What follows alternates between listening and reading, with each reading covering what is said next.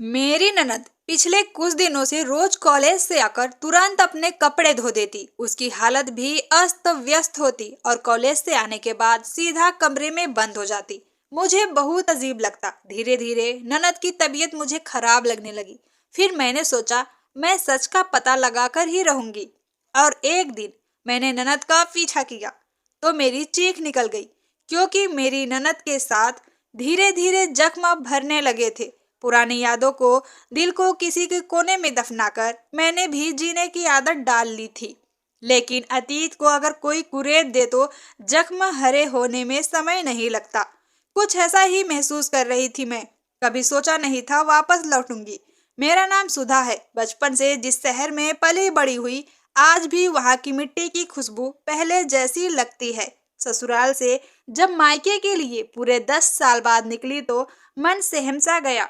इन 10 सालों में ना जाने कितनी बार मायके वालों ने बुलाया और मैं मना करती रही, लेकिन अपनों ने नाराजगी मुझे हमेशा जायज लगी। मम्मी पापा तो जब मैं 5 साल की थी दुनिया से चले गए थे। उसके बाद मेरा बड़ा भाई ही मेरे लिए सब कुछ था। भैया ने मुझे कभी किसी चीज की कमी नहीं होने दी। बहुत स्नेह से मुझे बड़ा किया। लेकिन आज लगता है उनका प्यार मेरे शांत स्वभाव के कारण ही तो था। हमेशा सिर झुकाकर उनकी हर बात मानती रही। फिर भला वो क्यों कभी मुझ पर गुस्सा करते। भैया के प्यार को कब मैंने एहसान मानना शुरू कर दिया मुझे पता ही नहीं चला। हमेशा अपनी हर इच्छा का गला घोटा, कभी कोई फरमाइश नहीं की। भाभी के आने के बाद भैया भाभी अक्सर बाहर घूमने, खाना खाने, मूवी देखने जाते थे और मुझसे बस औपचारिकता के लिए पूछ लिया जाता था। मेरा भी मन होता था कभी बाहर घूमने का, लेकिन वो लोग परेशान ना हो इसलिए अपने मन को मार कर मैं हमेशा मना कर देती थी। मेरे जवाब से भाभी का चेहरा खिल उठता था, लेकिन कभी किसी को मेरी खुशी नजर नहीं आती थी। खैर, मेरा जीवन शांति से कट रहा था। कॉलेज से आकर घर का काम और फिर सो जाना। कभी कोई फैशन, घूमना फिरने में भाई की मेहनत की कमाई बर्बाद नहीं करती थी। अगर कभी कोई सहेली बोलती थी तो साफ इनकार कर देती थी। लेकिन कभी कभी इंसान का खुद पर वश नहीं होता, उसके सोचने समझने की शक्ति शून्य हो जाती है। और उस दिन पहली बार मेरे भैया का ख्याल मेरे दिल की धड़कन को नहीं संभाल पाया। मैं अपने लिए कुछ चाहत कर बैठी। तुम काजल की सहेली सुधा हो ना? बस स्टैंड पर मेरे बराबर में बैठते हुए उसने पूछा। निस्वार्थ सी देखती उन आंखों को मैं भी निहारती रह गई।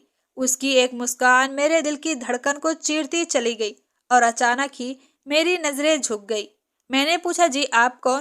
कैसे पहचानोगे? पिछले 5 सालों से शहर में पढ़ाई कर रहा था। आप समीर है? अपना नाम सुनते ही उसके चेहरे पर चमक आ गई।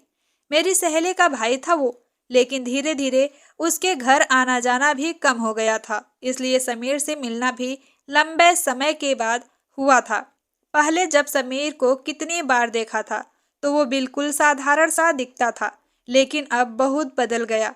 आगे वो बोला, तुम भी तो बहुत बदल गई हो। पहले जैसा ज्यादा खूबसूरत और भी प्यारी हो गई हो। मैंने मन में ही मुस्कुराते हुए अपनी खुशी छुपाने की कोशिश कर रही थी।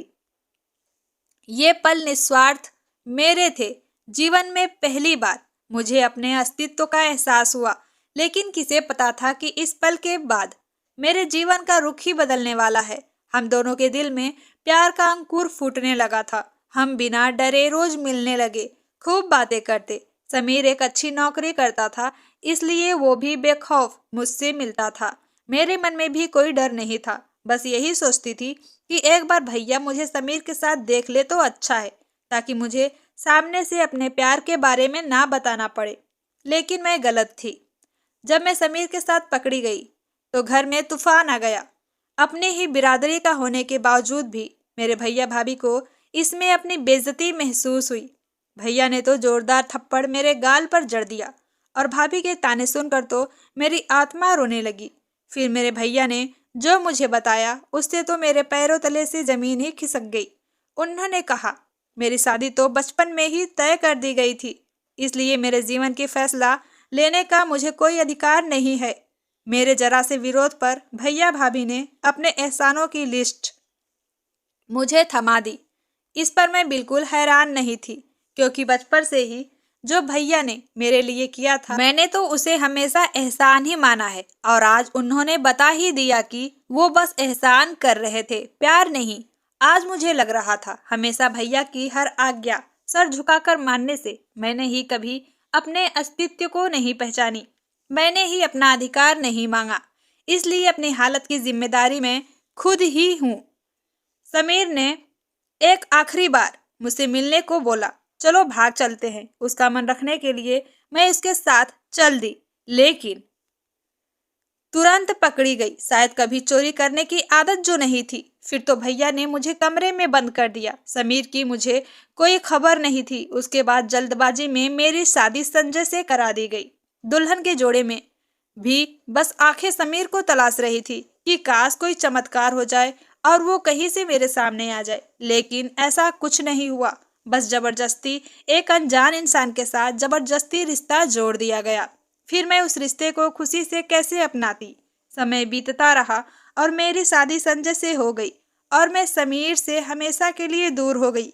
लेकिन अपने भैया भाभी के लिए मेरे मन में बस नफरत मात्र शेष रह गई थी। मेरे पति संजय मुझे खुश रखते थे। अपने अतीत की दुख बताकर संजय का जीवन बर्बाद करने की हिम्मत मुझ में नहीं थी। वैसे भी जीवन भर मैंने समझौता ही किया था, तो शादी के बाद भी कर लिया।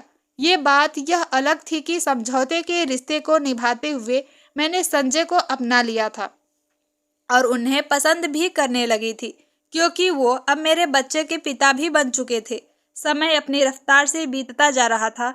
इस बीच भैया भाभी ने मुझे कई बार बुलाया, लेकिन मेरे मुंह से हमेशा इनकार ही निकला। शायद आज भी मैं भैया भाभी का दिया हुआ दर्द भुला नहीं पाई थी। समीर आज भी दिल के किसी कोने में छुपा हुआ था, लेकिन फिर यह सोचकर मन मना लेती कि आदमी तो प्यार को भूल ही जाता है, और भगवान से प्रार्थना करती थी समीर मुझे भुलाकर जीवन में आगे बढ़ गया हो। लेकिन इस बार मायके ना जाने का कोई बहाना नहीं बचा। मेरी भतीजी की शादी थी और भैया न्योता देने मेरे ससुराल ही आ गए थे। भतीजी को मुझसे बहुत लगाव था। उसे बचपन में गोद में जो खिलाया था। मैंने पति से एक बार मायके जाने को कहा तो वो तुरंत तैयार हो गए। मैं जैसे ही मायके पहुंची तो इतने सालों में यहाँ बहुत कुछ बदल चुका था। अगर कुछ नहीं बदला था तो वो दिल को छू लेने वाला एहसास, जिसने आज भी दिल की धड़कनें बढ़ा दी। मायके पहुंचते ही पड़ोसी और रिश्तेदारों ने घेर लिया। सालों बाद मुझे वहां देखकर सब बहुत खुश थे। सभी का इतना प्यार पाकर मैं अपने भैया भाभी का दर्द भुला दिया। कभी लगता अगर समीर मेरे सामने आ गया तो उससे नजरें कैसे मिलाऊंगी। शायद किसी दूसरे शहर में ना बस गया हो कि तभी भाभी आकर बोली तो मेरा ध्यान टूट सा गया। वो कहने लगी, अपनी भतीजी को तुम ही तैयार करोगी, कब से याद कर रही थी तुम्हें। मैंने भतीजी को बड़े प्यार से दुल्हन बनाया और धूमधाम से शादी हो गई। विदाई के बाद मैं उदास सी आंगन में बैठी थी कि तभी एक जानी पहचानी आवाज मेरे कानों में पड़ी। आवाज सुनकर मेरी धड़कनें जोर जोर से चलने लगी। भैया, रोटी कब दोगे? वो मेरे भैया का पैर पकड़ते हुए बोल रहा था और भैया उसे मुझसे छुपाते हुए उसे वहां से भगाने की कोशिश कर रहे थे। मैंने पलट कर देखा तो मुझे झटका सा लगा। वो बिल्कुल पहले जैसा था दिखने में, लेकिन उसका बर्ताव देखकर मुझे समझने में जरा भी देर नहीं लगी कि वो समीर मेरे गम में पागल हो गया। अब मुझे सब समझ आ गया था कि इतने सालों तक कभी भैया मुझे लेने ससुराल क्यों नहीं आए। वो समीर का सच मुझसे छिपा रहे थे। पता नहीं मुझे उसी समय क्या हुआ। मैंने किसी की परवाह नहीं की और समीर का हाथ पकड़ कमरे में ले गई। चलो मैं तुम्हें रोटी देती हूँ। यह देख वहां सब हक्के बक्के रह गए। समीर को बिठाकर उसे खाना दिया और पूछा, कैसे हो तुम? वह जल्दी जल्दी खाना खाते हुए बोला, ठीक हूँ। मुझे जानते हो? मैंने उससे पूछा। उसने पल भर के लिए मेरी ओर देखा, लेकिन उसकी आंखों में मेरे लिए प्यार नहीं बल्कि नफरत थी। वो बोला, तुम बहुत अच्छी हो, तुमने मुझे खाना दिया, नहीं तो सब दुत्कारते और मारते पीटते हैं। इतना सुनकर मैं अपने आंसू रोक नहीं पाई। मैं उसके लिए और खाना लाने चली गई तो उसने मेरा हाथ पकड़ लिया और बोला, मेरी सुधा से शादी होने वाली है, तुम मेरी शादी में जरूर आना। और वो शर्मा गया। एक पल के लिए तो मन तड़प उठा और बस लगा सारे बंधन तोड़ समीर से लिपट जाऊं। लेकिन तभी देखा कमरे की तरफ मेरे पति आ रहे थे और मैं मजबूर हो गई। काश मैं भी पागल होती और बिना किसी बंधन के समीर के गले लग जाती। लेकिन मैं चुपचाप अपने पति के पास जाकर खड़ी हो गई। बस मन ही मन समीर के प्यार के आगे खुद को बहुत छोटा महसूस कर रही थी, क्योंकि उसने तो प्यार किया था और मैंने जिंदगी बर्बाद किया था। तो दोस्तों, ये थी मेरी आज की कहानी। उम्मीद करते हैं कि आपको पसंद आई होगी। हमारे कहानी को लाइक और चैनल पर नए हो तो सब्सक्राइब कर लें।